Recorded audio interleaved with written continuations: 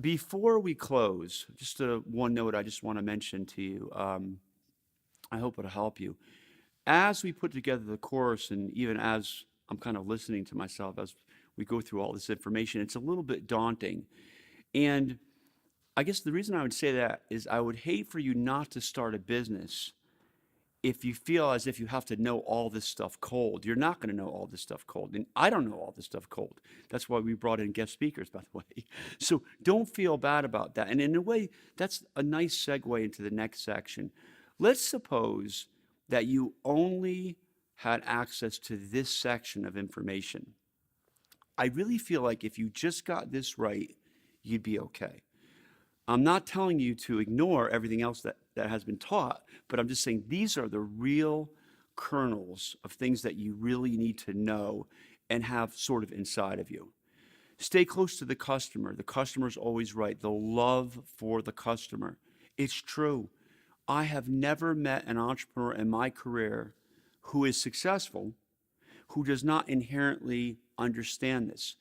A lot of people say they love customers, but what are you doing? Are you internally arguing with your customer? This is no good. You got to love the customer. We want them to get great products and services all the time. If you just did that and you were learning, you'd probably be okay. When you start out, focus on getting your first customer. So important. I went to an MBA program. I won't mention which one. It doesn't really matter. But in our MBA programs, we tend to think that teaching people how to do a business plan is teaching them to be an entrepreneur. This is so far off, I don't even know where to start. Focus like a laser beam on getting your first customer. Until someone writes you a check or they give you money, your business is not real. I am not saying that planning and strategies is not important, but it's nowhere near as important as getting your first customers. Some of you may be great salespeople. You're born salespeople. It doesn't make you an entrepreneur, by the way, necessarily. Some of you can't sell at all. I understand that too. But if you are involved in a business that requires selling, and that's a lot of businesses, learn to sell. Remember, sales is a learned skill. Some people have innate ability, just like athletics. Some people don't, but you can learn to sell. Get an accountant early.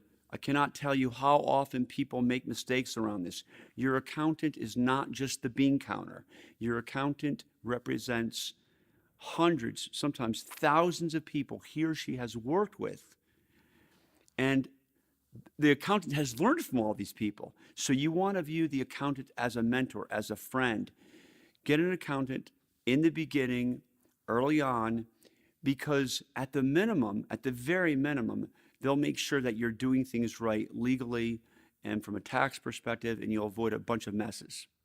Get a friend, get a mentor. It doesn't matter what you call them. Get someone that you can bounce ideas off of. There's lots of experienced entrepreneurs who will be willing to help you and give you advice. You always want a peer group. You want someone that you can run something by regarding strategy, morale, setbacks. Really important. We've talked about that a lot. Write your goals down. Have simple goals. You don't need an elaborate business plan. Probably, you might, but usually you don't. You don't need to overplay all that. But to write your goals down for the year on one sheet of paper is compelling because it makes your mind to start work toward those goals. Pick a good horse, really. Get a good product. Think about that carefully. That's a big mistake that I made early on in my career. I just felt like with enough talent and enough hard work, I was going to be successful in anything. It's just not true. It ain't so. You need a decent product in a market to be successful. You don't want to be pushing a rock uphill. Make sure you have enough capital to fund not just the business expenses, but also your personal bills. This is going to dovetail with give yourself enough time to be successful in business, but they're definitely related. But you want enough capital to get you through the hard times and to get the business to the point where that business is going to generate enough profit to pay both the business bills and your personal bills.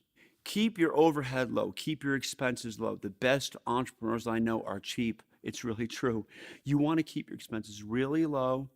Try to get to profitability as quickly as you can, but don't overbuy. You want low expenses because the math works. The lower your expenses, the less revenue you have to make to pay for those expenses. I know it seems so basic, but I can always tell an experienced entrepreneur because when they start out, they start in a low overhead environment. Be very careful with the people you hire in the very beginning. I'm going to say it again just to drill it in. There's 26 million businesses in the US. There's only 8 million of those that have employees. So be very careful when you're hiring people, especially the first couple of employees. It's amazing. It doesn't make sense on paper. It doesn't make sense as I say it, but it's true. In the beginning, even 1 or 2 bad hires can turn you upside down. Give yourself time to be successful in business. Again, we've got to dispel mythology. There's this myth that these super geniuses start businesses and grow them from 0 to $1 billion in 5 years. This stuff shouldn't even be written about because it's basically a complete aberration. It just doesn't happen. You need enough time to be successful. In most of my enterprises, it has taken between a year and 3 years to make those businesses profitable. In fact, in SageWorks, it took us about 9 years. So you need enough time. You need a percolation period. And give yourself that latitude.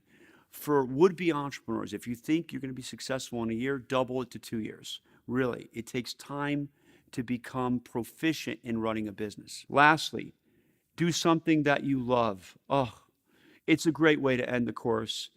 Do something you're super passionate about.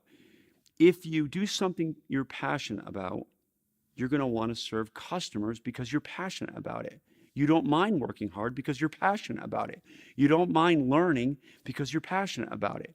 So in some ways, passion doesn't solve everything because you need to know certain things, but it's an absolute requirement for being successful. So every journey has its end. We're at the end. Thank you very much for taking part in the course. Hope you enjoyed it. Really hope you got great information that you can use to go start your business, because at the end of the day, that's what this is all about, going out and starting your business and your venture.